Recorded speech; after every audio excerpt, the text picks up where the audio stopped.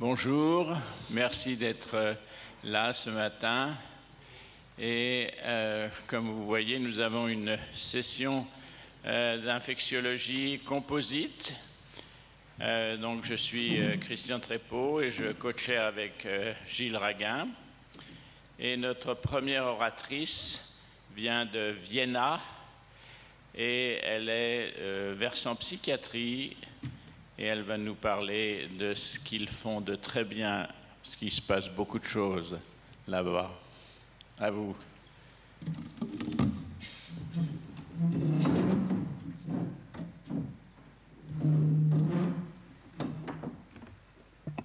Bonjour, good morning.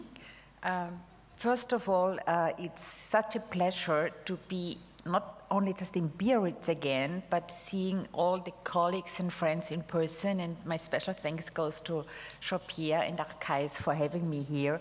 I enjoyed the meeting over the last days very much.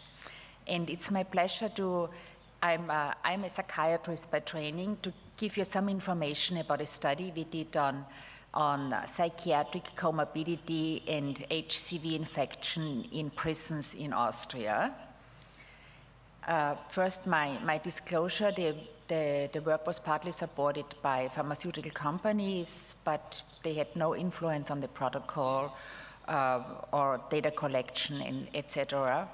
And this study, of course, was submitted by the IRB of the Medical University Vienna, and everybody who is doing research in jail knows how difficult it is, because based on the Helsinki criteria, there needs to be assured that standardized ethic procedures are implemented, that the prisoners are taking part voluntarily, and it was a lot of structural work before with all the prison authorities, because in the daily routine, it was required to bring the prisoners to a certain area, to be, the researchers were to make sure that they were with them alone and had the privacy to do the interviews.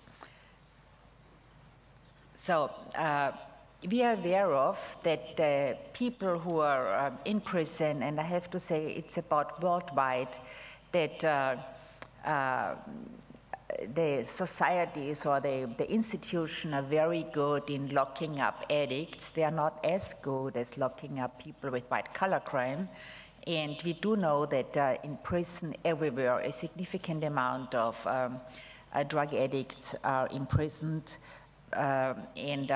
If they are there, we should use the window of opportunity to assess their disorders and to treat them properly, because this is going to be in favor for the public health, in the example of hepatitis C. Not only in small Austria, but also in France, the countries ratified I can point here, the OPCAT protocol, which is the optional protocol on the prevention of torture. And actually, if we prevent that the prisoners are not properly treated, it refers to torture. So the society should assure that standardized treatment is being made available in prison. You might be aware of the special documents for the guidance in prison, the Nelson Mandela rules, and there are several human rights treaties who should assure countries to have proper treatment of people in jail. There are many publications, like from WHO, Prison and Health, how the society and the individual country should proceed. And of course, there is doubtless that opioid maintenance treatment is the standard of care for people suffering on this disorder. I'm going to be guiding you now through our structured project. It's called EBSCAP. We standardized, assessed ADHD and HCV in prison. And we had two cohorts. One cohort was that we were in 6 adult prisons to look into inmates who were actually opioid maintained. And then we had another small group. We looked at adolescents and young adult inmates. I am not aware how the situation is in France, but based on WHO recommendation, younger persons up until the age of 24 should have the possibility to be in a special court for young adolescents to have special educational programs provided. This cohort of the adolescents and young adults, they have not been opioid maintained in opposite to the first group. So what was our standardized procedure was that everybody had, the researchers applied structured interviews, like the Addiction Severity Index, which is actually was added to the crime module, and a special assessment for ADHD. Then we had a standardized HCV assessment in all the interviewed persons, and of course we had to look into the medical charts about to get information on their medication. This is about the sample I can refer to. In the final opioid maintained adult samples, we have been able to interview and assess HCV in a cohort of 133 patients. And the sample of the young adults and the minors or the adolescents was a total sample of 71. Just to give you some information, what was interesting, because of course we had to assure that everybody speaks proper German in order to understand the assessment.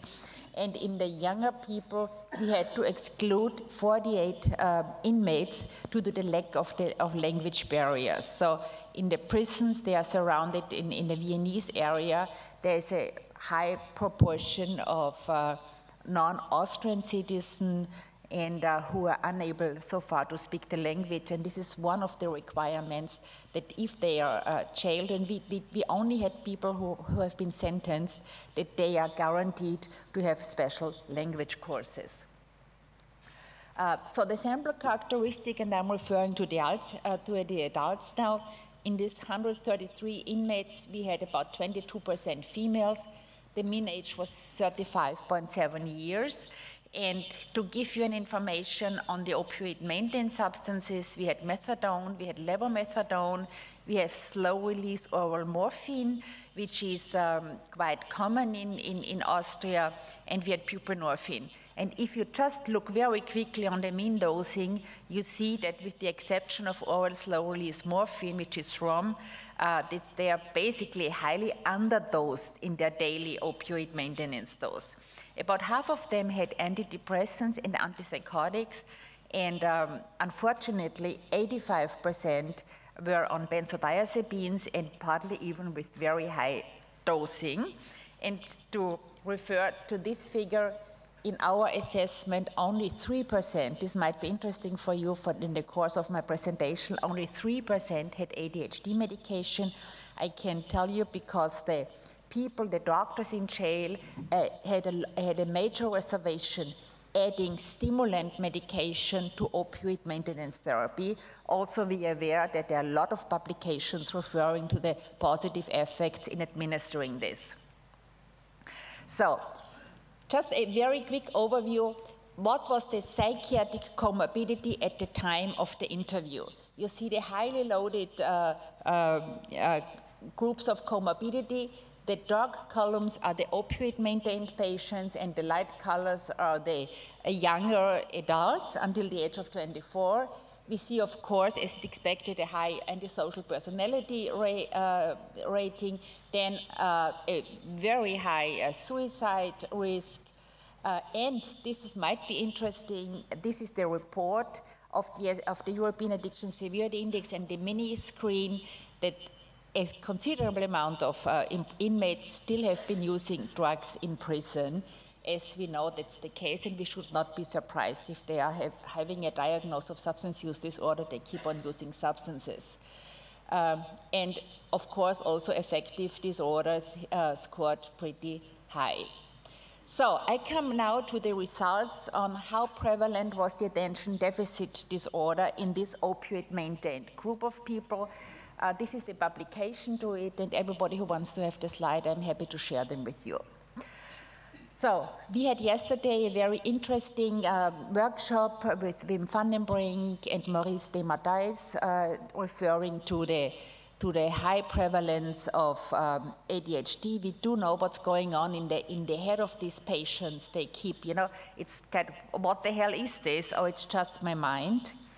And we do know and it has been published so often, and that the high overlap between substance use disorder and ADHD, and in general, the high comorbidity in patients suffering on ADHD, and the very late, actually very often the very late diagnosis, very often they before become substance use disorder patients. And it was very interesting to listen to Maurice yesterday about how important it is to prematurely induct them, not only diagnose, but treat them properly.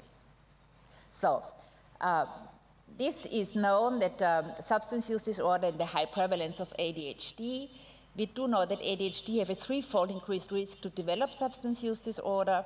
And ADHD, what is very, very important, if people, inmates, and there is the so-called white paper, which was introduced about 10 years ago in Brussels from people who work in the prison, not from doctors, that people, guards, who said, these people are sick because they have such an impulsivity, and very often it yields to increased administrative penalization due to the impulsivity of these patients. The study aim was to look into childhood and adult ADHD assessment, and our hypothesis was the onset and duration of substance use was associated with ADHD as the psychiatric comorbidities, the high risk of drug abuse, which actually refers again to the risk of injecting drugs and to the associated risk of getting HCV or even overdoses, and we looked at the prescription of ADHD medication. So, these are the results. How was the scoring? In the childhood ADHD and in the adult ADHD, you find in black the opioid-maintained group. So about 50% were positive for childhood ADHD, about 17% still were positive for adult ADHD. In the adolescent group, 45%. And 10% in the adult ADHD scoring. And these are the figures in the general population. So you see a significant diagnosis on ADHD. And if I refer that only 3% had ADHD treatment, and these 2% were not treated with stimulants, they were treated with adrenergic drugs. So, what was the association? We hypothesized that there is certain factors associated to childhood ADHD versus non-childhood ADHD scoring, and how to expect. There was an early onset. Excuse me, it went too fast. There was an early onset on alcohol and heroin application. There was an earlier onset on all the other drugs, like using cocaine, amphetamines, cannabis, and also, oh, this is jumping so fast, I'm sorry. And also that the use of multiple substances and injecting earlier in the cohort of opioid-maintained patients with a childhood ADHD than with non-childhood ADHD. So what is the difference in the adult ADHD between in the psychiatric comorbidity? The dark columns show you the figures on the comorbidity who are positive scored for adult ADHD versus the white one for non-adult ADHD. And you see this is the spectrum of affective disorders. There's significant increase on psychiatric comorbidity in the ADHD inmates. So what about the HCV? The HCV assessment is very necessary. We do know that basically based on human rights, every inmate who comes to prison should have a diagnosis of infectious diseases, but we do know there is a significant lack, and very often, even if the prisons draw blood in the inmates, they only look if there are antibodies and do not follow up into further assessments. Why is it so important to look properly into HCV? It's not only the X-fold higher prevalence, but it's the continuous risk behavior in prison. Very often they have sharing of shaving equipment, very often they share needles if they tattoo. As we have heard, they still, of course, use drugs in prison, and there is a very low percentage of prisons who provide needle exchange. This was the assessment. This was the standardized assessment we have been administering in all the inmates, looking into antibodies, but continuously looking whether there is some active HCV RNA and a current infection, and then, of course, check whether there has been treatment administered or not. And these are the figures.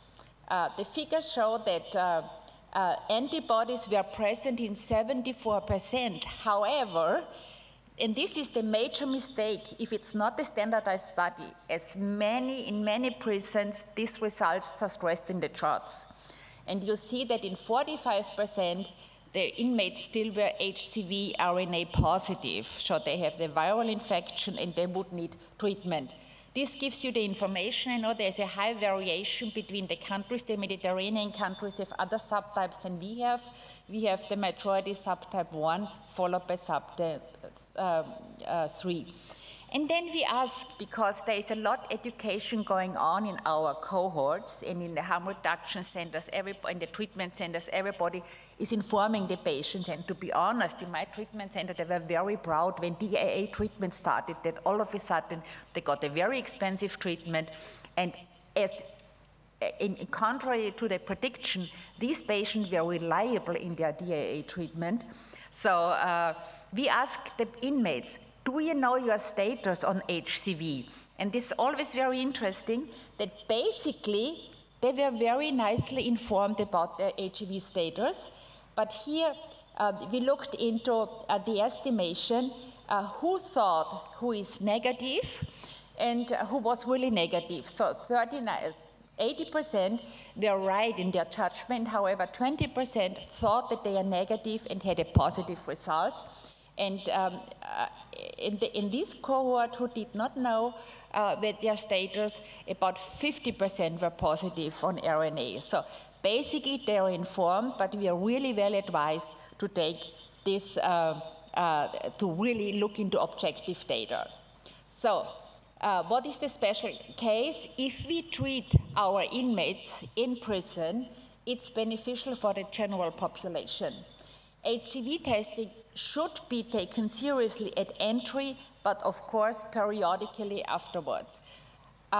Vaccination should be offered against hepatitis A and B, and if HCV is identified, of course adequate treatment needs to be administered, and nobody should worry about the price, because if they are in prison, as we do know, they take the opioid maintenance medication, they can go on very nicely with their medication on HCV.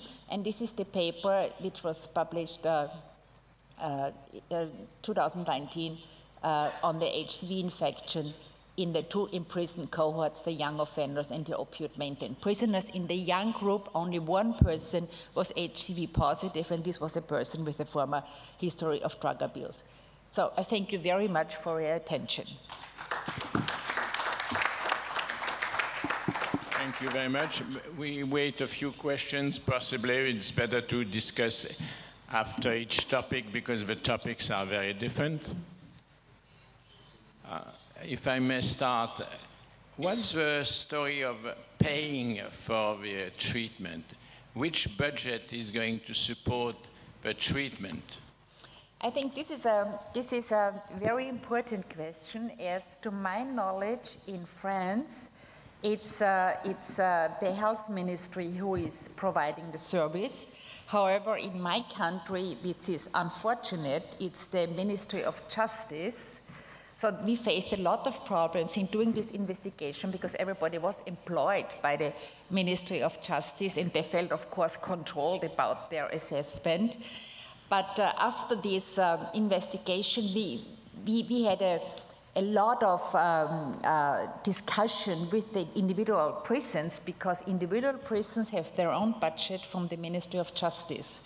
So they were really worried because of the DAA treatment, which is increasing, they needed an increase in the budget. And unfortunately, we have an agreement now that these inmates who are sentenced more than 6 months should be eligible for getting the proper treatment, which is not from the human rights standpoint correct, but it's a start at least that we do it. Thank you. Yeah, this is a limiting factor. Any other questions? Tariq? Thank you for your lecture.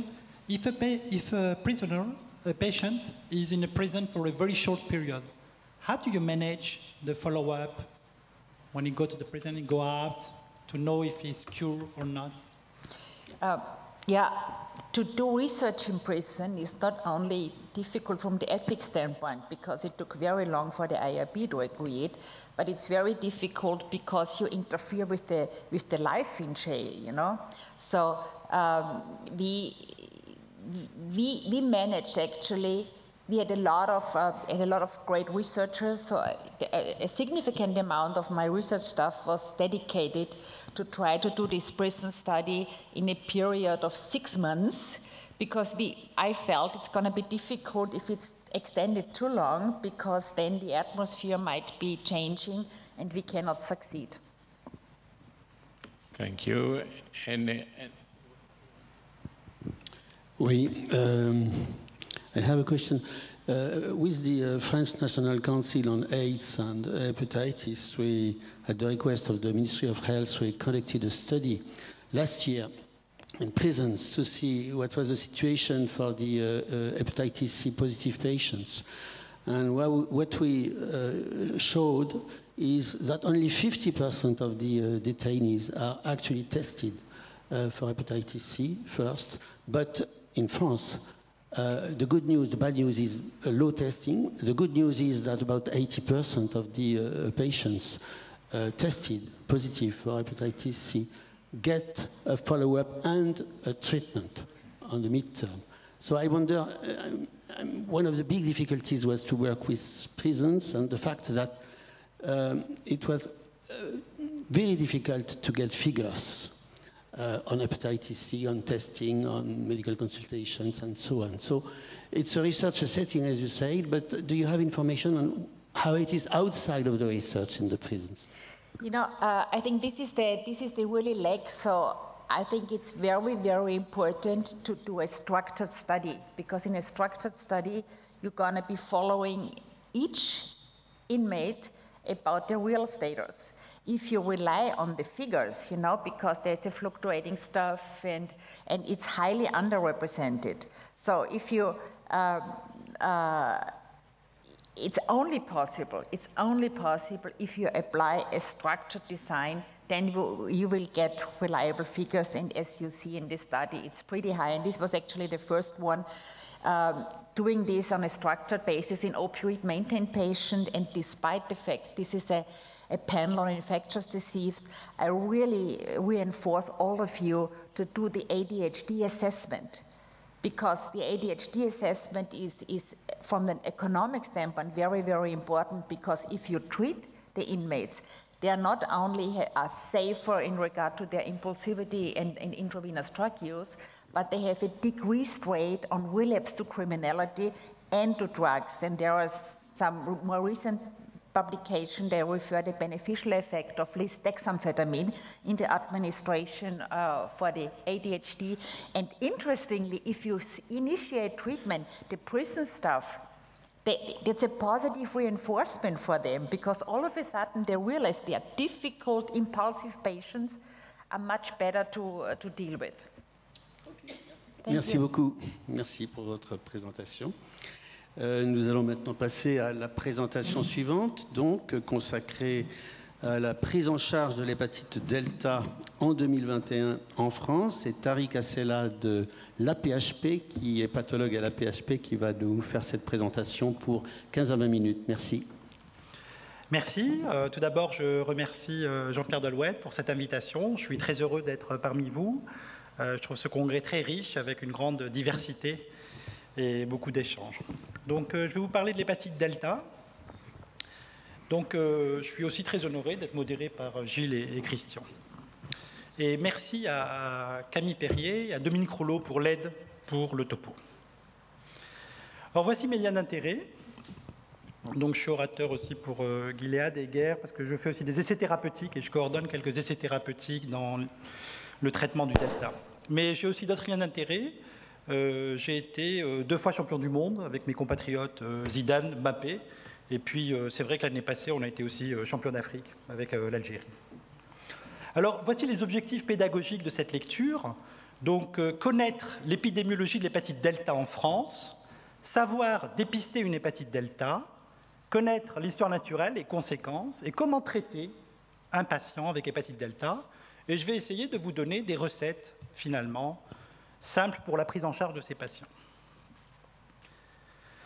Alors, tout d'abord, l'hépatite delta a été identifiée en 1977 par Mario Rizzetto par immunofluorescence chez des patients qui avaient l'hépatite B.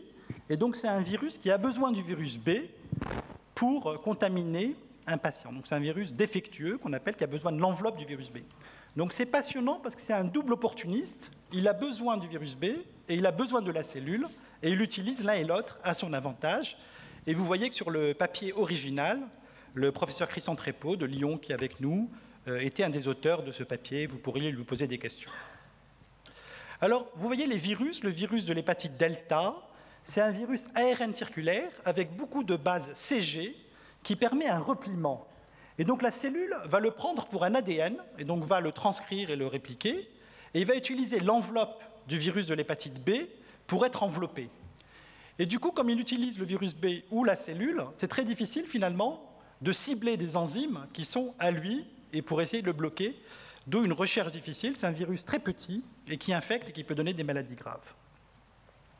La prévalence du delta dans le monde, vous avez une carte du monde avec environ 240 millions de personnes ayant une hépatite chronique B, et on estime qu'environ il y a 5% des gens qui ont une co-infection par le delta, ce qui fait une estimation de 20 millions de patients co-infectés B-delta. Alors, c'est des estimations, bien entendu, à travers le monde. Il n'y a pas l'accès au dépistage partout, on ne dépiste pas partout, il n'y a pas les tests disponibles. Et donc, il y a une fourchette très large, entre 10 et 60 millions de personnes co-infectées. Peu de données épidémiologiques. Et il y a aussi des bassins où on n'a pas d'explication, où il y a plus de prévalence du delta, en Amazonie, en Afrique subsaharienne, en Europe de l'Est. Et donc, on commence à mieux connaître un peu cette épidémiologie. Les modes de transmission, le B, c'est comme le delta. Il faut qu'il y ait un échange sans sang, une contamination sexuelle, la transmission verticale, mère à l'enfant, pour les enfants qui ne sont pas vaccinés, et puis, bien sûr, le partage de seringues. Et donc, on retrouve ces modes de contamination. L'état des lieux, donc une étude Deltavir, qui a été présentée par Dominique Rouleau à l'AFEF. Vous voyez tous les centres qui ont participé. Donc, c'est une très large étude, puisque vous avez une cohorte de 1112 patients avec un ARN delta détectable, une sérologie.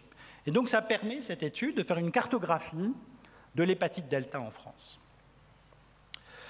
Vous avez une majorité de patients de migrants, 52% d'Afrique subsaharienne, vous avez 20% d'Europe de l'Est, mais vous avez aussi à peu près 20% de Français, autochtones français, qui n'ont pas été vaccinés et qui ont rencontré le B, qui ont rencontré le delta. Donc, il faut penser à cette maladie chez toute personne pour laquelle on a détecté une hépatite B. Vous voyez, l'âge médian était 37 ans, donc des personnes jeunes, 69% d'hommes.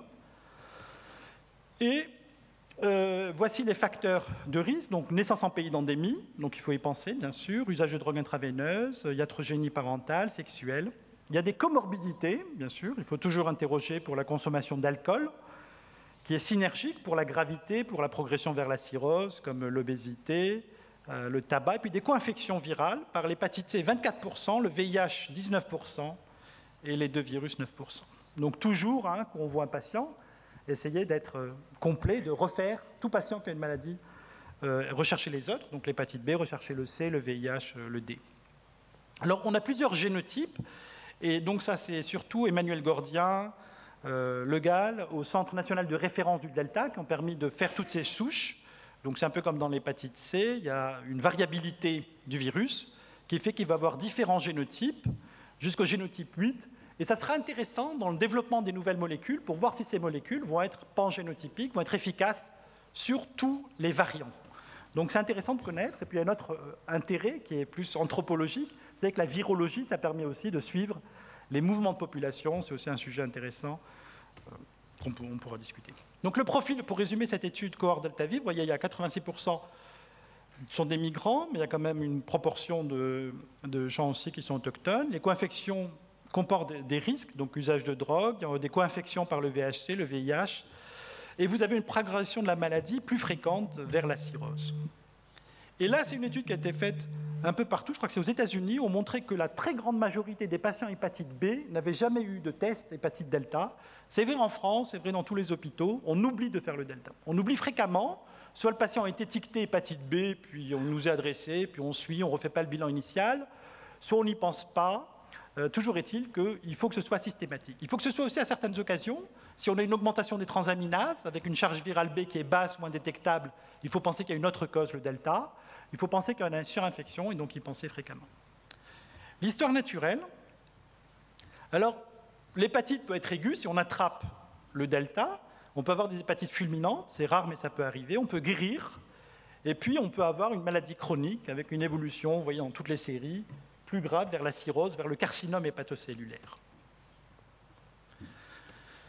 Alors, il y a plusieurs études. Vous voyez, donc là, il y a des études qui montrent que le risque était supérieur par rapport aux autres maladies chroniques du foie qu'on connaît, que ce soit l'hépatite C, l'hépatite B seule, et le delta, il y avait plus de patients avec cirrhose.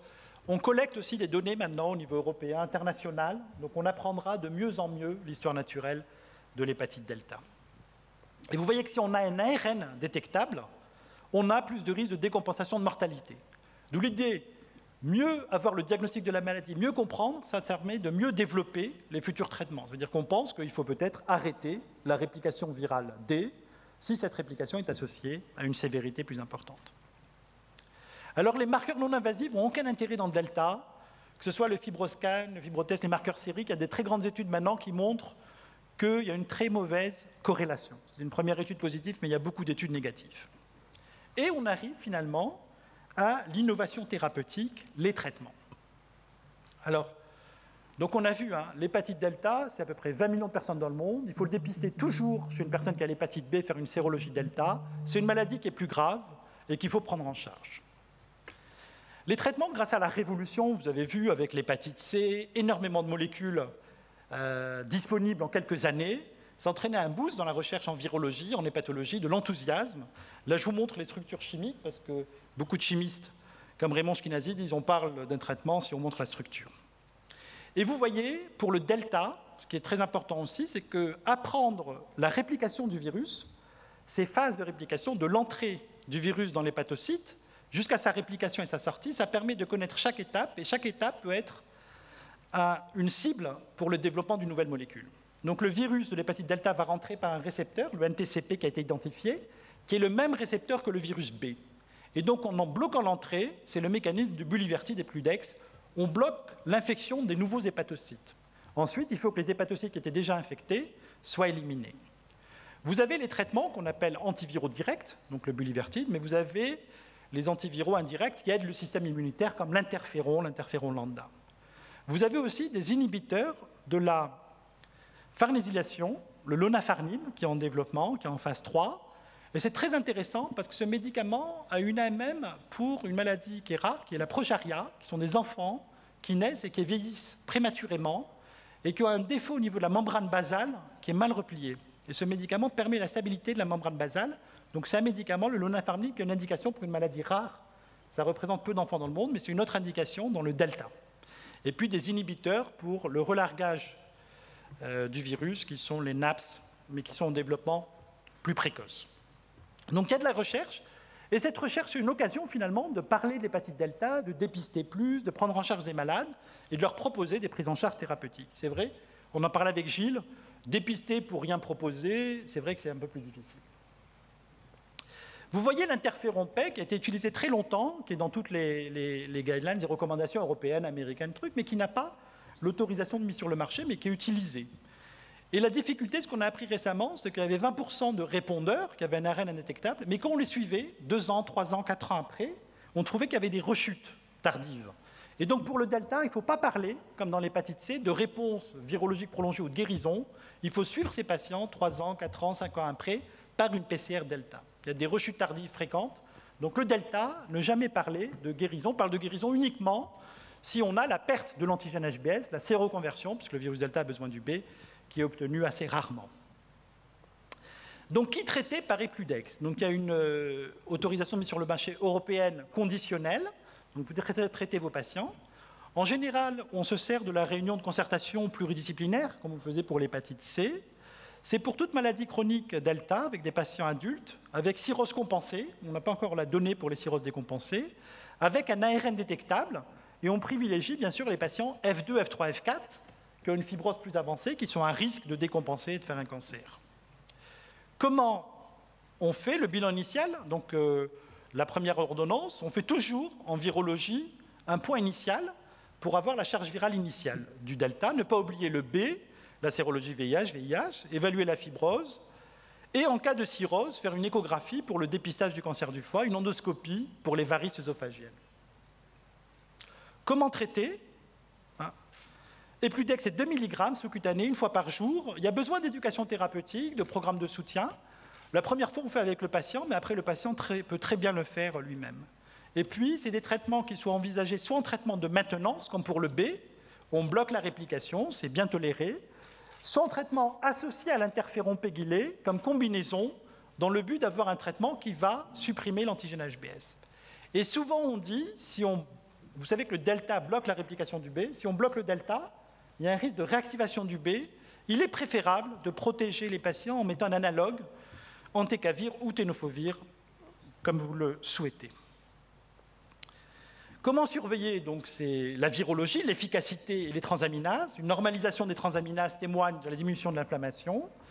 La charge virale delta qui doit devenir indétectable, mais on considère que s'il y a une diminution, une cinétique favorable, une diminution de plus de 2 logs à 24 semaines, c'est un argument positif. Et puis la perte de l'antigène HBs. En cas de cirrhose, ne pas oublier l'échographie abdominale tous les 6 mois. Et puis la tolérance, on mesure les acides biliaires, parce que le NTCP, c'est un récepteur biliaire, mais c'est vrai que cette élévation des acides biliaires n'est pas accompagnée de prurite. Donc ça, c'est connu. Il n'y a pas de prurite comme effet secondaire pour ces patients. Il y a des petites réactions au point d'injection, mais globalement, dans les patients qu'on a traités, la tolérance était favorable. Résumé pour le bulivertide, la monothérapie avec bulivertide est bien tolérée. On peut faire une combinaison interféron PEG bulivertide, c'est une bonne observance chez les patients. Et on a besoin d'études complémentaires pour connaître la durée exacte et les résultats à long terme. Est-ce qu'on va avoir la régression de la cirrhose, pas de cancer, pas d'événement? Donc un algorithme, j'aime bien les algorithmes, tout patient hépatite B, tout patient antigène HBs, dépistage de l'infection VHD. Il faut faire des anticorps anti-VHD. Actuellement, les kits commerciaux d'anticorps sont une très bonne sensibilité et spécificité. Si c'est négatif, il n'y a pas d'hépatite delta. Si c'est positif, il faut faire la charge virale delta, la PCR. Et là, la PCR, il faut avoir un laboratoire de référence, parce qu'il y a quelques PCR maison qui ne sont pas toujours de bonne qualité, donc il faut savoir répéter une PCR. Si c'est négatif, il ne faut pas dire que le patient a rencontré le delta et a guéri, parce qu'on a des fluctuations. Donc il faut la renouveler quand même une fois par an. Si c'est positif, à ce moment-là, faire le bilan de la fibrose, pour la cirrhose, l'échographie, et puis faire un traitement par bulivertide et ou interféron pégylé. Donc toutes mes diapositives sont à votre disposition, bien sûr, vous n'avez pas besoin de prendre de notes. Finalement, on a fait une petite recommandation avec Mario Rizzetto, Anna Locke, Franco Negro et Patricia Farci pour quel est le futur, quels seront les besoins pour les futurs traitements de l'hépatite delta, en proposant finalement quelles seraient les stratégies à développer, les objectifs principaux des futurs traitements, qu'est-ce qu'on devra démontrer. Donc bien sûr la diminution du cancer, la diminution des inscriptions en transplantation, et donc des objectifs à long terme qui seront reconnus. Finalement, pour respecter mon temps, les points forts, tout patient hépatite B, dépister le delta, sérologie delta, et savoir la renouveler s'il y a des facteurs de risque. S'il y a un usage de drogue active, s'il y a des relations sexuelles multiples, s'il y a, donc y penser. L'hépatite delta se complique souvent de cirrhose et de carcinome hépatocellulaire. Il est recommandé de dépister le CHC comme on fait avec tout patient qui a une cirrhose, une échographie abdominale tous les 6 mois. Le traitement historique repose sur l'interféron pégylé, qui a toujours une place, une fois par semaine, 180 microgrammes, Pégasis, comme pour l'hépatite B ou avant l'hépatite C. Un nouveau traitement a reçu la MM Equudex. Le dossier va être présenté aussi à la FDA pour avoir l'autorisation aux États-Unis. Tout patient avec hépatite D avec réplication active, pas les cirrhoses décompensées, parce qu'il n'y a pas encore les données, à la dose de 2 mg une fois par jour par injection sous-cutanée. Et on poursuit le traitement tant qu'il y a un bénéfice. La vaccination du virus B est le meilleur traitement préventif du B et du D. Je vous remercie pour votre attention. Merci. On a le temps pour de questions. Peut-être tu peux rester au micro. Merci. Est-ce qu'il y a des questions, Christian? Oui. J'avais une question. Merci Tariq pour cette super représentation. Juste pour revenir dans de la dicto, les Italiens, il y a 20-30 ans, avec leur épidémie d'hépatite delta dans le sud de l'Italie, où les usagers de drogue étaient particulièrement contaminés, avaient fait le choix de clusteriser et d'abandonner ces patients-là. Je pense que, et on a vu s'éteindre l'épidémie d'hépatite delta chez les usagers de drogue, je pense que tu nous as fait la démonstration qu'il fallait pas refaire la même chose et qu'il fallait s'en occuper. Pour autant, pour aller au plus proche des usagers, j'ai une remarque. Du côté épidémio, dans la carte que tu nous as présentée, l'Alaska, où on sait qu'il y a beaucoup d'hépatite B, donc probablement de la delta, il n'y a pas de données. Or, pourtant, c'est un département américain. Comment un État peut-il abandonner ces malades delta? Et en France, je pense aux travaux d'Éric Saillard, notre collègue des Drom-Tom et de la Guadeloupe, où il y a 3 fois plus d'hépatite B en Guadeloupe. Comment on va faire pour aller au plus près de ces patients-là, donc dans les Drom-Tom, a priori en France, où il y a le plus de B? Merci Pascal pour ces bonnes questions. Ça me permet aussi donc d'approfondir et d'apporter des informations. Et donc, c'est intéressant. Alors, il n'y a pas une corrélation parfaite. Et je parle sous contrôle de Christian Trépeau entre la prévalence du B et du delta, parce qu'il y a des régions où tu peux avoir du B, un peu moins de delta, et d'autres régions où tu as plus de delta. Par exemple, au Cameroun, tu peux avoir 10% jusqu'à 10%. Et puis, il faut être un tout petit peu prudent par rapport aux régions. C'est-à-dire, par exemple, en Chine, on a dit qu'il n'y avait pas de delta, mais c'était certaines parties de la Chine et d'autres parties où tu en as énormément. Et en Sibérie, où tu as raison, en Alaska, où il y avait énormément d'hépatite B chez les Esquimaux. Alors, est-ce que les données n'ont pas encore été faites? Est-ce que le dépistage du delta n'a pas été fait? Tout ça. Donc ça, c'est pour dire avec toi, il faut être faire beaucoup de diagnostics, de dépistage, être prudent et aller. Alors pour aller au plus proche aussi des usagers de drogue et tout ça, comment faire? Alors actuellement, on a le remboursement pour le TROD antigène HBS. Et donc si un patient a un antigène HBS positif en TROD, il va pouvoir déclencher une prise en charge pour hépatite B. Et là, sur la prise de sang complémentaire, qui va chercher la réplication du B, tu peux faire la recherche du delta. Donc on pourra, à l'aide des TROD et des nouvelles recommandations, rechercher le delta. Actuellement, il y a aussi Stéphane Urban à Heidelberg qui développe un TROD pour le delta, mais c'est encore prématuré. Et donc, il a des études de TROD B-delta où on voit aussi le delta. Alors, c'est un point très important parce qu'il n'y a pas de règle pour l'épidémiologie du delta. Par exemple, en Amazonie, où il y en a beaucoup, à des petits villages de 10 km d'écart, il y en a qui sont très positifs et d'autres pas. Par exemple, la Mauritanie se retrouve avec un taux de delta de 40% et au Mali, c'est beaucoup moins, etc., etc. Donc, il nous manque vraiment le fil conducteur de l'épidémiologie delta. Elle ne répond pas au mouvement classique de population. Et du coup, pour les toxicomanes, c'est individualisé. Donc, la stratégie de Tariq est la bonne. Alors, autre question, comme c'est très grave, il faut savoir que 50% des deltas qui vont avoir une cirrhose dans les quelques années et ils vont tous faire un cancer. Quand on va dans ces pays à haute prévalence, les services sont pleins de cancers à 40 ans. Donc, je crois qu'avec ce bulévirtide, il faut l'utiliser dès, comme tu l'as évoqué, mais je crois que ça doit être une règle. On peut traiter, c'est coupable d'abandonner ces malades qui sont effectivement abandonnés. L'OMS n'a jamais écrit quelque chose sur le delta. On va rédiger les recommandations européennes pour la prise en charge du delta, mais je suis complètement d'accord avec Christian de dire qu'un patient maintenant qui n'a pas accès au traitement, c'est une perte de chance. Un peu comme on a eu les antiviraux directs pour l'hépatite C au début avec des restrictions, et les gens vont dire non, il faut traiter nos patients. Merci Tariq. Maintenant, nous avons le plaisir d'appeler Pascal Melin, qui est un militant de toujours et un fidèle d'ATHS. Donc, Pascal, c'est à toi. Et il est au plus près des malades, on va dire. Hein. Merci, Monsieur le Président. Mesdames, Messieurs, merci. Merci à Jean-Pierre et à Archives de m'avoir permis d'être là encore avec vous cette année. Très content de voir des têtes sans masque et de voir que malgré des virus qui nous embêtent, on peut venir causer de virus et se retrouver, et ça fait énormément plaisir, bien sûr. Jean-Pierre a la gentillesse de m'inviter pour essayer à chaque fois de mettre un pied de côté, de faire autrement, de parler autrement des hépatites. Je vais essayer de reprendre le challenge cette année, de vous parler d'une tentative de dépistage différente par les pairs. Il y a 2 ans, j'étais venu vous parler de la pêche à la mouche, puisque vous vous souvenez qu'en 2025, on doit avoir éradiqué l'hépatite C, c'est ce qu'est l'objectif politique que s'est fixé la France. Au niveau mondial, on a mis 2030, mais nous, les Français, on dit toujours non, on va y arriver plus vite. On dit 2025. Et puis, il y a certains qui commencent à dire « Oh ouais, mais attendez, il va y avoir les Jeux Olympiques, ça va être compliqué. » Puis, on a pris du retard avec le Covid. Moi, je dis non, on va y arriver. 2025, on va y arriver. Donc, on avait dit la pêche à la mouche, c'était aller au plus près des patients, c'était aller chercher le patient. Et c'est ce que vous avez tous fait. Et je vais vous proposer d'aller encore un cran plus loin. Alors, juste une diapo pour rappeler les choses. L'hépatite C au monde, c'est 70 millions de personnes infectées, c'est 20% seulement de diagnostiqués et c'est 1,5% de patients traités. C'est une goutte d'eau. On vient il y a quelques années, pour la première fois, de passer l'équilibre. On guérit plus de 5 millions de personnes par an, alors qu'on a 5 millions de nouvelles contaminations dans le monde. Donc on est en train, enfin, de pouvoir faire baisser cette épidémie. Donc c'est bien une maladie de pauvres qu'il vaut mieux avoir dans un pays riche aujourd'hui.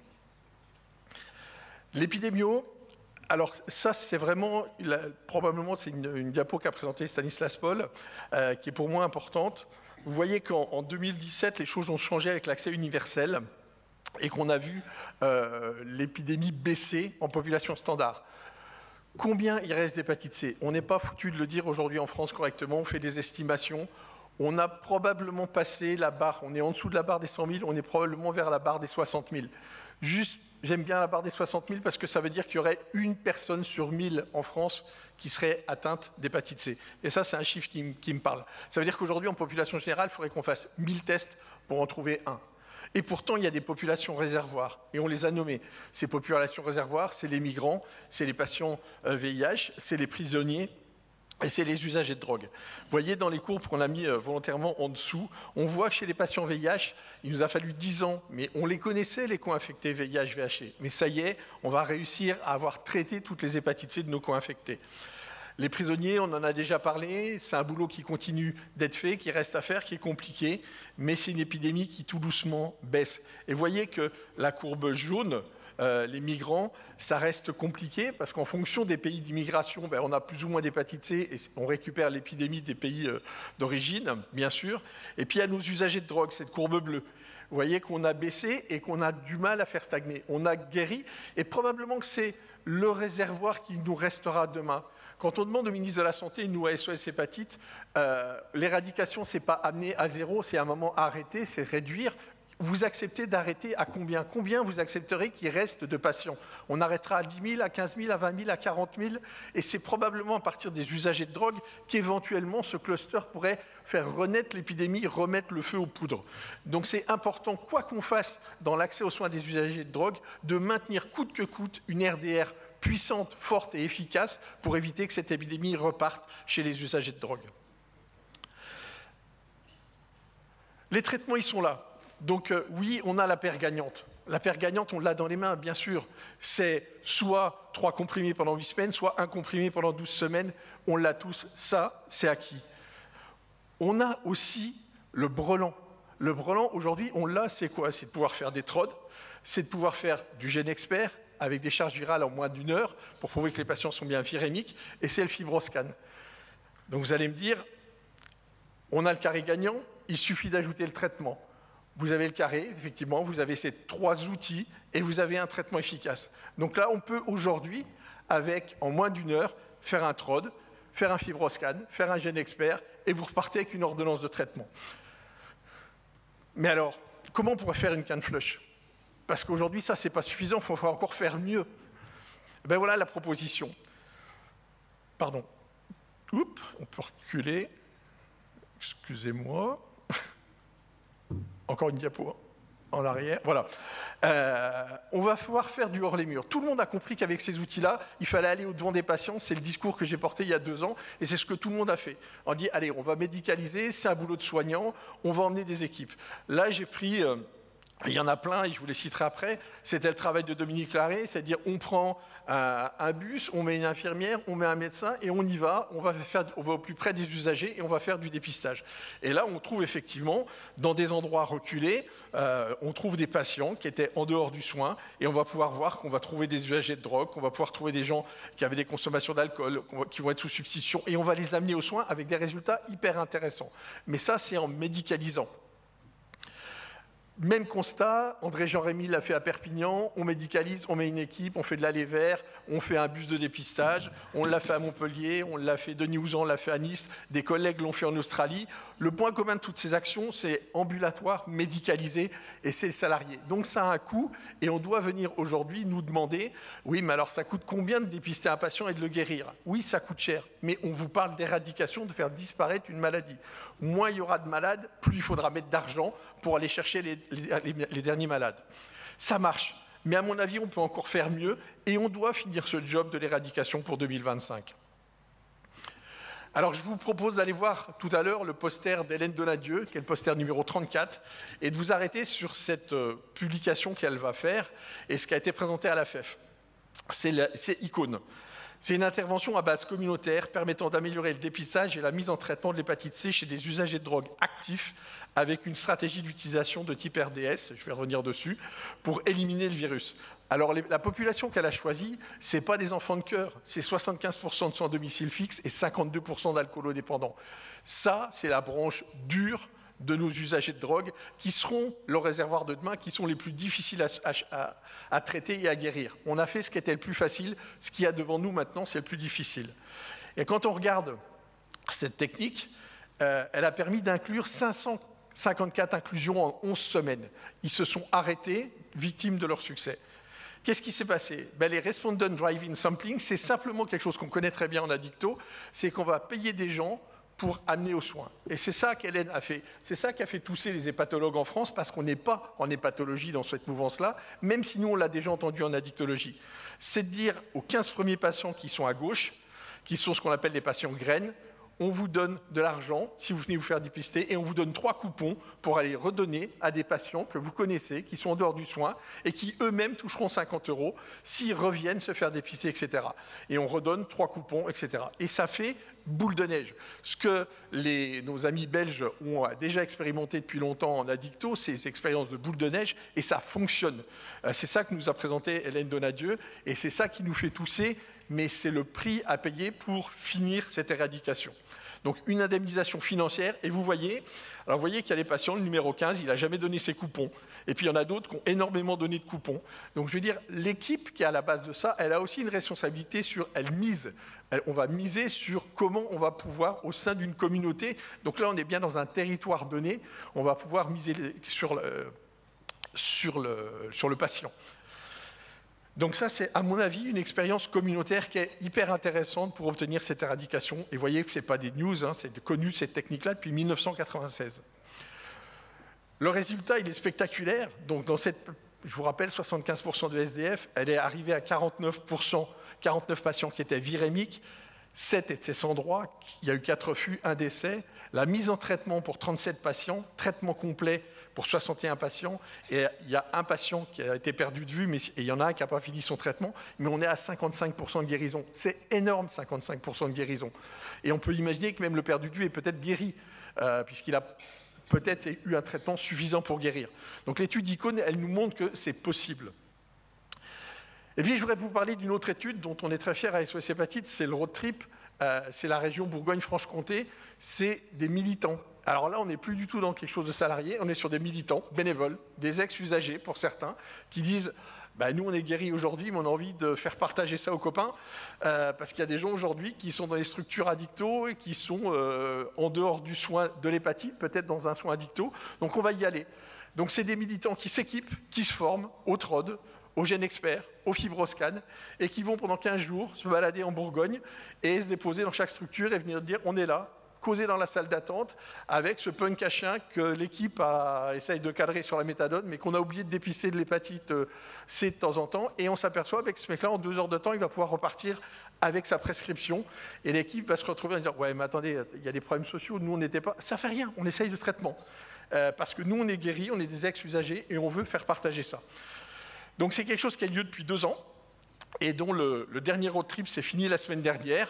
Donc je ne vous donnerai pas les résultats du dernier road trip, mais je vais essayer de vous montrer très rapidement les résultats qu'on a eus sur les 3 premiers road trips, et qui est donc toujours sérologie, les TROD, les buvards quand on a des couacs, et puis le point of care. Voilà les résultats de ces 3 road trips. 317 usagers ont été testés, 2 tiers d'hommes, Caru, Xapa ou microstructure, donc 317 TROD VHC. Je dis tout de suite, ils ont tous eu un TROD VIH, on n'a trouvé aucun patient VIH. Donc on a vraiment validé, conceptualisé très fort dans nos trips que le contrôle de l'épidémie VIH, elle est faite dans les Xapa Caru. Donc c'est possible.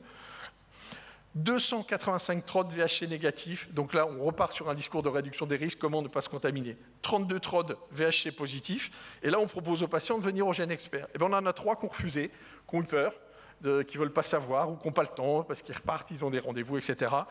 Il y en a 6 qui sont ARN négatifs, qui sont guéris spontanément. Je reviendrai dessus. Et il y en a 23 qui ont un ARN positif et qui sont au fibroscan inférieur à F2. Donc ces 23 patients-là sont repartis en 2 heures de temps avec une proposition thérapeutique.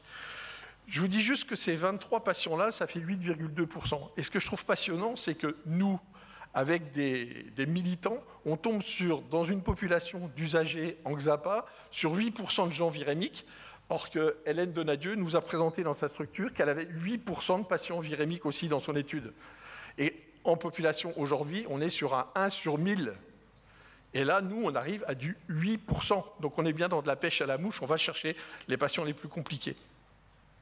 Et puis ce qui m'intéresse, c'est ce qu'on a en bas, c'est ces patients avec des sérologies VHC positives, des traitements terminés. Et quand on refait un GeneXpert, on leur dit on va voir où vous en êtes avec votre guérison. On retrouve un patient qui était en échec de traitement, on retrouve des recontaminations et on confirme 16 patients guéris.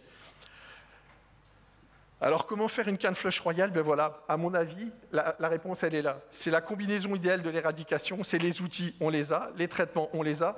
Il faut remettre les pairs dans la bataille. On a besoin des usagers pour aller chercher les derniers usagers. Quelle que soit la structure que vous trouverez, qu'elle soit associative, qu'elle soit financière, comme on a pu nous le proposer là pour Montpellier, il faut qu'on invente. On ne peut pas s'arrêter là. On a vu que les populations réservoirs, il y avait la psychiatrie, il va falloir en reposer. Il y a les prisons, il faudra en reparler. Il y a les migrants.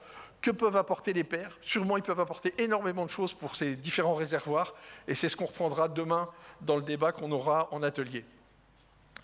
Alors que nous disent les pairs? Et c'est là où je vais élargir un tout petit peu le débat, et c'est là, je pense, qu'on m'attend à la THS. On veut rester guéri. Ça, c'est un message qui me fait du bien d'entendre, parce que l'usager de drogue, on dit « ouais, il va se recontaminer », c'est ce qu'on entend tout le temps. La recontamination, elle est faible, elle est à moins de 2%, probablement même à moins de 1%. Mais les patients lui disent « on veut rester guéri ». Entre une guérison virologique et une guérison hépatologique. C'est là que c'est compliqué. On a vu dans le road trip des patients qui sont venus retester qu'ils n'avaient toujours pas de virus, mais depuis qu'on leur a dit qu'ils n'avaient plus de virus, ils ont lâché sur l'alcool. Et ce patient qui n'avait pas beaucoup de fibrose, il est en train de fibroser parce qu'il lâche sur l'alcool. Et ce que l'hépatite C n'a pas fait, c'est l'alcool qui est en train de lui amener sa cirrhose. Donc en termes de réduction des risques, on doit apprendre à faire des réductions des risques alcool maintenant chez ces patients.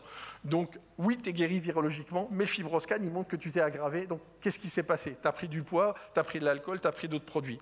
Donc vérifier les contrôles de guérison et contrôler la fibrose, à mon avis, c'est les objectifs secondaires qu'on aura après 2025. Donc vers un nouveau concept, c'est celui-là, le road trip par les pairs, un formidable outil de dépistage, mais un puissant dispositif de contrôle des guérisons. Je pense qu'il va falloir que maintenant, notre job futur, c'est de guérir les gens, mais de maintenir la pression pour que les gens restent guéris. Et le fibroscan qui peut être un dépistage secondaire de la consommation d'alcool. Tout reste à inventer en RDR, on est en pleine évolution dans le VHC, bien sûr. Et puis la réflexion, le pair n'est pas obligatoirement un patient expert, c'est autre chose. C'est une rencontre ponctuelle, à un moment dans sa vie, des gens qui se croisent, qui échangent et qui disent « si je l'ai fait, tu peux le faire ». À mon avis, tu as une chance. Voilà, c'est des moments magiques qui peuvent se passer comme ça. Et c'est des liens forts avec des soignants. Le road trip n'a jamais dit « on va faire la place des soignants ». Non, on va chercher les soignants. Moi, on est venu me chercher pour donner un coup de main sur le road trip. On est allé chercher des gens comme Solange Bresson, on est allé chercher des médecins addictos qui étaient dans la structure pour faire les ordonnances, pour donner un coup de main, etc. Donc, ce n'est pas faire sans les soignants, c'est faire avec eux et aller chercher les gens qui sont là. Et puis, c'est une confiance qui est bien sûr différente. Et puis, 2025, c'est dans 2 ATHS.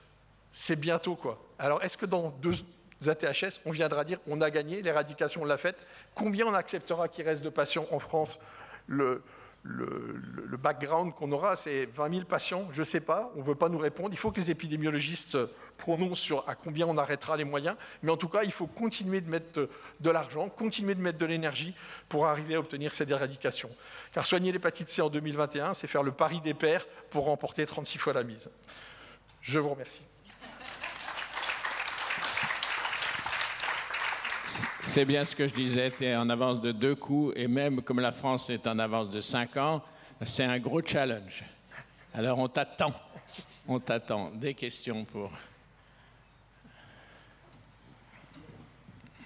Oui, Laurent. Bonjour, Laurent Catan, Paris. Merci Pascal pour ce topo. J'ai une réflexion, une question. Donc encore merci pour ce topo, mais ça me déprime. Ma réflexion est autour de la dépression. Tu as arrêté ton traitement? J'ai arrêté mon traitement et je voudrais savoir si tu partages ma dépression. Je pense que le traitement de l'hépatite C, c'est la révolution de ce siècle, médicalement. Enfin, est-ce qu'on a eu une autre maladie dans laquelle il y a eu une révolution thérapeutique comme l'hépatite C? Il n'y en a pas. Non. On en est encore, en 2021, à se dire qu'il faut dépister et qu'il faut traiter. Je trouve ça très déprimant, mais a priori, acceptons ça. Est-ce qu'on a une part de responsabilité? Est-ce que vous, les hépatologues, vous avez une part de responsabilité? Et là, je vais aller dans le côté où je vais guérir ma dépression en étant un peu plus véhément. Est-ce que de confondre le dépistage et le suivi de la fibrose avec le traitement de l'hépatite C dans les recommandations, à savoir, si on doit traiter une hépatite C virologique, il faut éliminer les comorbidités, sinon on ne peut pas les traiter, nous, et c'est aux hépatologues de les traiter. Est-ce que ce n'est pas le problème aujourd'hui du fait qu'on n'arrive pas à éradiquer le virus? Parlons des maladies du foie après. Si aujourd'hui on fait un ARN et qu'on traite, mais les médecins vont se mettre à dépister. Si on leur dit, d'un autre côté, vous devez évaluer si votre patient a des comorbidités, et s'il a des comorbidités, ce qui est le cas de tous nos patients, qu'ils soient nos patients addicts ou nos patients en médecine générale qui ont plus de 50 ans, qui ont un traitement, ils ont tous un peu de diabète, un peu de cholestérol, ils sont un peu gros, ils picolent. Tant qu'on n'aura pas réglé l'histoire de on fait un ARN, on traite et après on regarde la fibrose, à mon avis, dans 2 ans, on fera les mêmes topos. Voilà. Tout patient doit être traité jusqu'à preuve du contraire. On ne discute pas, on traite et on réfléchit après. Voilà, ça c'est des grandes décisions. Bon, je crois qu'on avance. On a un petit battement là parce qu'on essaie de se connecter avec Don Desjarlais aux USA. Et comme toujours, la technique se fait désirer. Alors, j'en profite puisqu'on est aux USA pour appeler votre attention sur Mary-Jean Krieg. Vous voyez cette très très belle photo qui a capté son expression psychologique. C'est vraiment tout à fait ceux qui l'ont croisée, connue. Et pour dire, Mary-Jean, c'est la pionnière de la méthadone dans le monde, hein, à Rockefeller University. C'est la seule femme qui est full member de Rockefeller University, d'ailleurs. Et elle nous a quittés. C'était une militante incroyable. Voilà, elle a gardé son punch tout le temps. Donc, Don Desjarlais, quelqu'un de chez elle. Moi, je suis passé chez elle. Et vraiment, c'est une battante. Donc, j'espère que Don Desjarlais, qui est un grand militant que vous connaissez de réputation ou de sa présence, parce qu'il est souvent venu ici. Et il a un bon topo, mais je ne sais pas si on pourra vous le présenter. La régie, on peut en profiter pour évoquer certains aspects. Oui, je voudrais rebondir sur ce que nous a dit Laurent Catan. Je crois que je suis complètement d'accord. C'est test and treat, dépister pour guérir. Et éliminer l'hépatite. Et c'est vrai que complexifier un peu les choses, c'est des barrières pour le traitement. Et je suis complètement d'accord de dire que la médecine générale prend très bien en charge l'obésité, le diabète, l'alcool, et que finalement certaines recommandations sont un peu complexes. Et je passe la parole à Pascal qui va aussi dire un mot. Dans les freins, j'étais dans les recommandations de la FEF, moi j'étais en colère après les copains hépatos, et je vais vous dire, comme je l'ai dit à certains hépatologues, au moment où vous lâchez, vous dites ça peut être traité en médecine générale, ça vous permettra dans quelques années de dire c'est pas de notre faute, c'est les médecins généralistes qui n'ont pas fini le boulot. Quand c'était compliqué au début, les hépatologues s'y sont mis, puis pour finir le job, et cette dichotomie-là, on ne peut pas l'accepter. C'est pas aux médecins généralistes de finir le boulot des hépatologues. Il faut vraiment réécrire l'histoire et dire que on l'a fait ensemble. Les médecins ont permis de dépister et d'adresser aux soins aux spécialistes. Aujourd'hui, on leur permet de pouvoir traiter eux-mêmes, mais il faut vraiment réécrire cette histoire-là correctement pour pas que le médecin ait le sentiment qu'on ait abandonné l'hépatite C à sa charge en lui disant débrouillez-vous. Mais les psychiatres ont la même réponse. À dire, maintenant, on nous dit que nous, psychiatres, on peut traiter tellement c'est simple.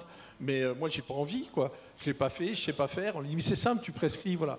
Et on voit bien qu'il y a encore des freins à lever. Et si je reprends le frein de la psychiatrie, c'est aussi, par exemple, le frein de sortir des budgets des pharmacies hospitalières l'accès au traitement. On a la possibilité, pour des patients compliqués, de les mettre dans des post-cures pendant 3 mois pour qu'ils puissent être traités. Moi, je l'ai fait avec des patients compliqués, et les copains de la post-cure m'ont dit, écoute, tu l'as fait 2 fois, t'arrêtes parce qu'on a bouffé le budget de la pharmacie. On peut plus, quoi. Donc, il est temps et c'est pas de l'argent à trouver, c'est juste écrire dans la loi, dans les structures, qu'on va sortir le traitement d'hépatite C des budgets pharmaceutiques. Donc, je pense qu'il y a des choses pratiques à faire pour continuer. Dans la diapo que je vous avais présentée, on a surfé jusqu'à 20 000 traitements par an. Aujourd'hui, on est largement en dessous de 10 000 traitements par an et on a du mal à trouver ces derniers patients. Et je pense qu'il y a des moyens simples pour arriver à retrouver ces patients et à les ramener aux soins. Béatrice, tu voulais dire quelque chose? Je ne sais pas s'il y a un micro dans la salle qui peut circuler. Merci.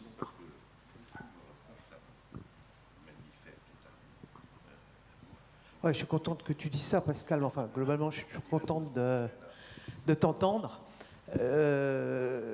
Moi, je voudrais pointer la longue inertie des structures qui accueillent les usagers de drogue, les XAPA. Je veux dire, dans des temps très anciens, ça doit être encore au XXe siècle, tu es venu nous raconter qu'on était concernés par l'hépatite. Je sais, maintenant, je suis retraité, que, en tout cas pour ce qui concerne la file active des personnes du XAPA que j'ai animé pendant des années, on a nettoyé, il n'y en a plus de nouveaux, enfin, il y en a, s'il arrive des nouveaux, on les soigne, mais on a épongé toute la file active. Après, il y a ce que tu dis, c'est-à-dire que bon, beaucoup de XAPA n'étaient pas comme ça, hein. Beaucoup de XAPA, c'est pas notre boulot, machin, tout ça, alors que ça reste quand même un problème. Et évidemment, je suis complètement d'accord avec la mobilisation qui arrive de l'autre côté, c'est-à-dire du côté des CARUD, et en particulier ceux qui travaillent avec l'autosupport, etc. À nous, à Sud, à Marseille, on a un système, on a un bus qu'on a appelé finement le bus épatant, qui fait, ça c'est le bus 3132, qui fait exactement ce que tu as décrit, mais on fait ça sur Marseille, on va dans des endroits reculés, mais on a complété avec quelque chose qui vient d'un Sud qu'on appelait le parrainage, c'est-à-dire ceux qui ont déjà été soignés. Alors, parce que bon, les fake news, ça ne traîne pas que chez les gens chics. Je veux dire, les gens ne sont pas tous des fake news. Les gens qui ont été traités avec l'interféron, ou les gens qui ont entendu dire qu'on souffrait énormément, etc., ne se précipitent pas, même quand on les a dépistés pour se faire soigner. Et on a beaucoup bénéficié de la formation qu'on a faite à des pères qui, eux, avaient été guéris et qui ont pris en charge individuellement des personnes pour les amener jusqu'aux soins et les accompagner pendant toute la durée des traitements. Donc, je veux dire, il y a une palette, une diversification des possibilités qu'on peut initier à partir de, 1, outreach mobilité, et 2, expertise qui ne vient pas des diplômes, qui, à mon avis, et ça, je salue les hépatologues, nous... ces bourlières à Marseille, hein, qui comprennent ce genre de choses-là, qui savent qu'effectivement, les personnes, le réservoir actif de virus ne viendront pas dans les salles d'attente des hépatologues, c'est aux professionnels et aux pairs d'aller vers eux. Donc encore merci pour ce rappel. Marc, tu parles de Marc Brolière, il me rapportait en discussion autour d'un café qu'il avait été accompagné d'une infirmière pour aller dépister 2 patients dans un parking souterrain. Et ces 2 patients étaient virémiques. Et il me dit, mais j'ai fait, c'est pas 2 patients, j'ai fait 100% de tests qui étaient positifs ce jour-là. Et j'ai amené aux soins 2 patients, 2 sur 2, quoi. Alors qu'en population générale, c'est colossal pour arriver à ça. Donc les hépatos comprennent l'aller vers auprès de ces populations les plus compliquées. Et je pense qu'il nous reste 2 ans, et c'est là où il faut qu'on mette le paquet.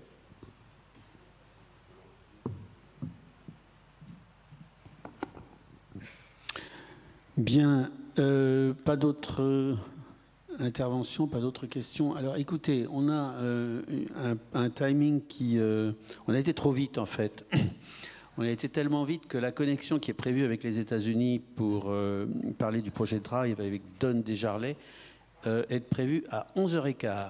Donc on vous propose vacances, c'est-à-dire... Et de se retrouver à 11h10. Voilà, et de revenir dans la salle à 11h10 pour assister à la présentation de Don Desjarlais et discuter avec lui. Qui est importante parce qu'il va présenter les résultats d'un travail fait à IFONG d'éradication du HIV chez les usagers de drogue à travers donc, des mesures de prévention communautaire à la mesure des moyens qu'ils ont. Enfin, je crois que c'est intéressant. Et parce que pour lui, il est 6 heures de moins, donc... à 11h15, ça fait quand même 5h15 du matin. Et là, à l'instant, l'appel, il est peut-être pas réveillé ou pas connecté. Et donc, si vous voulez qu'on se retrouve à 11h10 pour écouter cette communication, ça serait très bien. À tout à l'heure. Bien, ben écoutez, on va passer les diapos de Don Desjarlais et de des équipes qui sont associées à ce projet, qui est un projet financé par la NRS et le NIDA, qui se déroule au Vietnam depuis déjà plusieurs années, et qui associe une équipe l'équipe de Don Desjarlais, donc à la New York University, et puis des partenaires vietnamiens, particulièrement les partenaires de santé communautaire, le CHU de Nîmes et puis le XAPA Pierre-Nicole, comme vous le voyez sur cette diapositive. Alors après, je ne sais pas comment on passe. Ah, tu les as, d'accord. Donc voilà, vous avez tous les gens qui sont listés là, tous ceux qui ont participé parmi les équipes françaises, les équipes vietnamiennes et les équipes américaines. Diapositive suivante. Bon, ben voilà. Donc vous voyez, Don est au centre. Donc, les principaux objectifs de cette étude, c'était dans la région de Haiphong, au nord du Vietnam, c'était de réduire l'incidence du VIH au sein d'une population qui, comme vous le savez probablement, est principalement composée de jeunes usagers de drogue, qui sont encore aujourd'hui la population dans laquelle se transmet principalement le VIH. Donc, dans cette étude, il s'agissait essentiellement au fil des ans, puisque c'est une étude qui est déjà relativement ancienne et qui se reproduit chaque année, de conduire d'étudier les facteurs de risque pour le HIV, la prévalence du HIV, la prévalence du HCV et la prise en charge des personnes dépistées dans le cadre de cette étude. Il s'agit. Alors, vous savez, j'improvise un peu parce que d'abord, je ne connais pas les diapos, mais je connais bien le contexte du Vietnam où on conduit, nous aussi, une étude avec l'équipe de Jean-Pierre et des collègues américains. Et je connais le contexte de Haiphong. Donc, excusez-moi si de temps en temps, je bafouille un peu sur les diapositives que je découvre en même temps que vous. Cette cohorte, la cohorte qui est suivie par l'équipe Drive, est une cohorte de 400 personnes Et pardon, ce sont les HIV négatifs, excusez-moi, et pour la partie HIV positive, ils sont suivis non seulement au départ pour le dépistage, mais ensuite pour la prise en charge intégrée, c'est-à-dire aussi bien la prise en charge des addictions que celle de l'infection à VIH. Diapositive suivante, vous n'hésitez pas à ajouter des choses. Hein. Méthadone intense traitement. Oui, voilà. Donc ils utilisent une technique, une méthode que vous connaissez bien, hein, qui est la méthode dite de boule de neige, Respondent Driven Sampling, et les super recruteurs, on en a parlé tout à l'heure à propos de l'hépatite C, avec un modèle un peu similaire en France, pour recruter des personnes additionnelles dans la cohorte, à travers un système de coupons.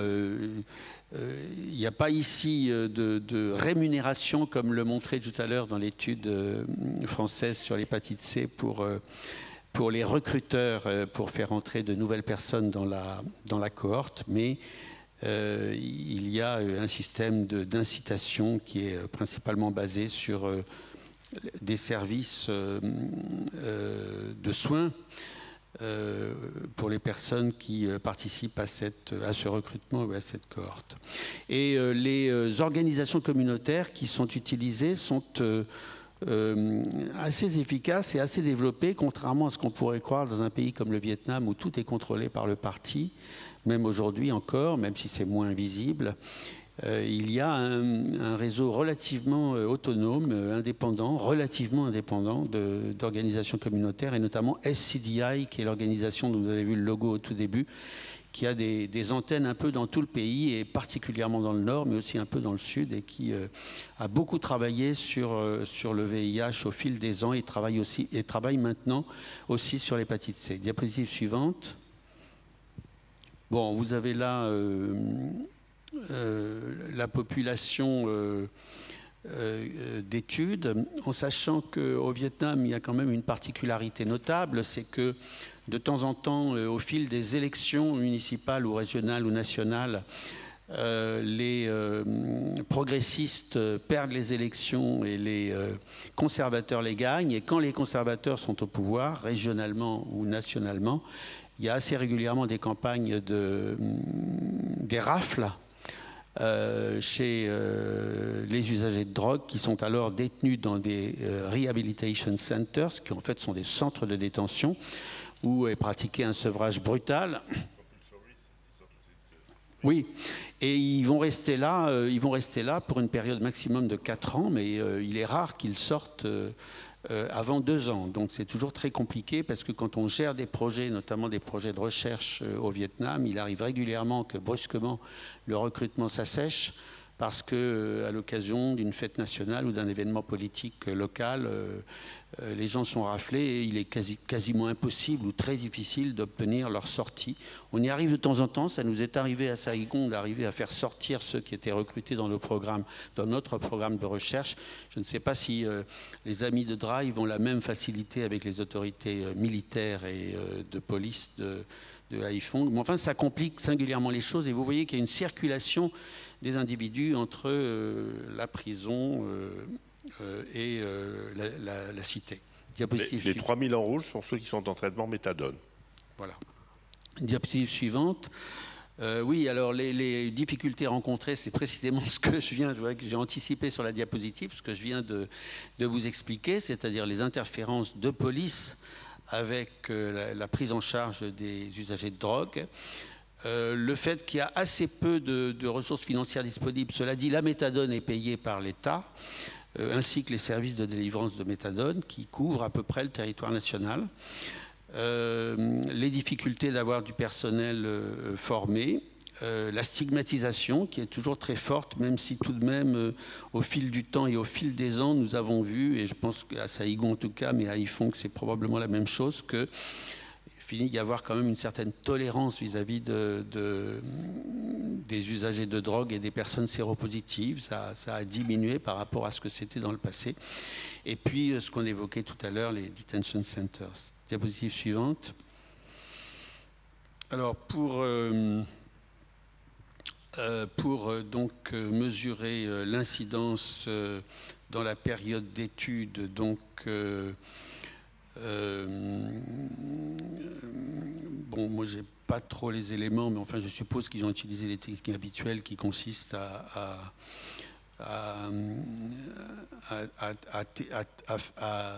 rechercher les séroconversions dans la population d'études. Vous voyez qu'ils ont une cohorte de séronégatifs avec un suivi de 6 mois recrutés à partir de la technique de boule de neige conduite chaque année, et que le nombre de personnes est supérieur à 1000 à chaque fois et que les séronégatifs sont d'environ 200. Diapositive suivante.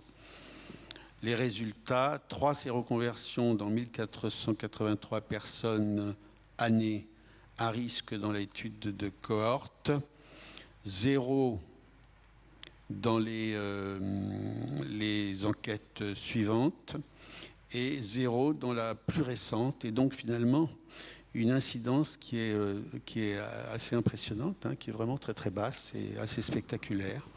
Diapositive suivante. Et donc, dans ce contexte particulier du Vietnam, avec toutes les difficultés rencontrées, celles qu'on a évoquées tout à l'heure, à condition de mettre en place un système intégré de prise en charge et de suivi des usagers de drogue, eh bien, on obtient des résultats spectaculaires qui font penser qu'on peut, dans ce contexte, mettre fin à l'épidémie au sein de cette population clé que sont les usagers de drogue, qui restent au Vietnam la principale population clé, comme on le dit dans le système des Nations Unies, au sein de laquelle continue à se transmettre l'infection à VIH. Diapositive suivante.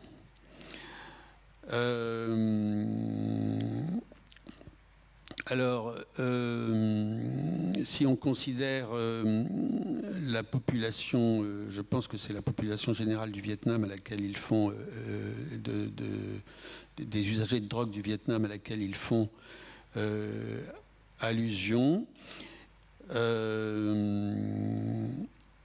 On voit donc que les caractéristiques sont qu'il existe une cascade of care, c'est-à-dire un accès au dépistage, un accès au traitement et une efficacité du traitement en termes de négativation de la charge virale qui a atteint les objectifs, que l'incidence est inférieure à 1 pour 1000 personnes, qu'il y a moins de 5% d'usagers de drogue actifs qui transmettent le VIH, que le partage de seringues est en dessous de 5% et que l'accès à la méthadone est élevé aux alentours de 40%. La question, évidemment, comme toujours, que ce soit à Yifong ou ailleurs, que ce soit au Vietnam ou ailleurs, c'est de retenir les usagers de drogue dans le système de soins, le système de dépistage, le système de prise en charge des addictions et de l'infection, et éventuellement de l'infection à VIH, il y a une infection à VIH, et que les difficultés, elles sont beaucoup liées au contexte vietnamien, puisque dans le contexte vietnamien, il n'est pas possible aujourd'hui, les autorités sanitaires n'autorisent pas l'usage de la méthadone, l'usage de la méthadone en dehors des centres spécifiques de soins et de délivrance de la méthadone, premièrement. C'est d'ailleurs le cas aussi pour la buprenorphine, qui est disponible dans quelques centres, mais qui ne peut pas être prise en dehors de ces structures de soins. Donc ça limite évidemment l'accès à ces produits, notamment auprès de tous ceux qui ne souhaitent pas, qui ne veulent pas ou qui ne peuvent pas fréquenter, notamment pour des raisons géographiques, les centres de délivrance. L'autre challenge, c'est la modification du profil des drogues utilisées au Vietnam, en Asie du Sud-Est, de façon générale, comme un peu partout. C'est-à-dire qu'aujourd'hui, il y a quand même une large diffusion de méthamphétamine et d'autres produits de synthèse dans la sous-région, et que ça complique un peu la prise en charge, mais aussi l'approche à utiliser. Et puis, bien sûr, mais ça, c'est pas spécifique au Vietnam, vous le savez bien, les problèmes de comorbidité psychiatrique, sachant qu'au Vietnam, la prise en charge des comorbidités psychiatriques, on est quand même encore à son, là je laisse commenter les spécialistes, on est quand même à son début et est assez peu développé. Oui, et dans le cas de cette étude de DRIVE, donc Laurent Michel de Centre Pierre-Nicole de Paris, qui participe à cette étude, a donc développé un programme d'abord de repérage des comorbidités psychiatriques et pour partie, autant que faire se peut, de prise en charge de ces comorbidités. On sait que les comorbidités psychiatriques, dans le cas de ces pathologies duelles, addiction plus comorbidités psychiatriques, ces comorbidités psychiatriques sont un facteur d'aggravation du pronostic et un facteur de vulnérabilité et d'aggravation. Donc, dans leur étude, là, il n'y fait pas tellement référence, mais ils ont eu une amélioration donc, des indicateurs à la fois d'adhérence au traitement et des résultats du traitement, tant au plan du VIH que des conduites addictives. Alors, bon, bien sûr, l'idée, c'est de faire en sorte que les résultats observés se maintiennent dans la durée, donc ce qui nécessite à la fois que l'État et notamment l'environnement politique n'interfère pas de façon trop problématique avec le suivi et la prise en charge des usagers. Le maintien des programmes de prévention et de soins, mais ça je pense que ça n'est pas au Vietnam, en tout cas dans l'état actuel des choses, un problème majeur. Et puis, comme on l'a évoqué, le fait que les choses bougent, aussi bien sur le plan des pratiques et les consommations, et qu'il faut suivre aussi la vie des consommateurs et le changement des profils. L'étape prochaine, c'est de faire en sorte que ce qui a été appris dans la région de Haiphong soit transféré dans d'autres régions du Vietnam. Alors, pas tellement au sud, parce que là, il existe déjà beaucoup de choses qui sont faites et de façon relativement robuste par d'autres intervenants, notamment par nous. Mais les régions aujourd'hui où le VIH est le plus actif encore chez les usagers de drogue, c'est le nord du Vietnam, tout au long de la frontière avec la Chine et avec le Laos, et que c'est vrai que c'est loin, c'est la montagne, et que les difficultés sont considérables. C'est aussi là que circulent beaucoup de nouveaux produits qui traversent les frontières à cet endroit-là. Et je pense que c'est à cela que fait allusion l'équipe de DRIVE, à la possibilité de faire en sorte que des projets de cette nature soient développés également dans le nord du Vietnam, sur des populations beaucoup plus importantes que la population de la ville de Haiphong.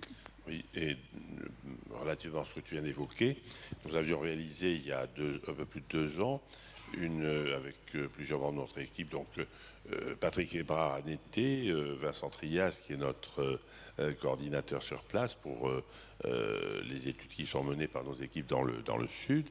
Vincent Trias étant le coordinateur de cette équipe, et nous sommes allés donc à Dien Bien Phu, dans la région donc, du nord du Vietnam, frontalière de la Chine, et la situation donc du VIH chez les usagers de drogue y est terrible, puisque l'incidence est très élevée, et il y a une extension, donc plus de 60% de mémoire des usagers de drogue fréquentant les services de soins après au-delà, mais le problème c'est qu'il y a des montagnes, donc pour venir c'est difficile, et ceux qui doivent accéder au traitement de substitution méthadone ont du mal parce que la loi vietnamienne exige qu'ils y viennent tous les jours, y compris dimanche et jours fériés. Ceux qui sont dans les montagnes ne peuvent pas faire ce trajet de plusieurs heures. Donc quoi qu'il en soit, le VIH est extrêmement élevé. C'était plus de 60% des usagers de drogue. Et donc, il y a une contamination donc, des partenaires sexuels. Et donc,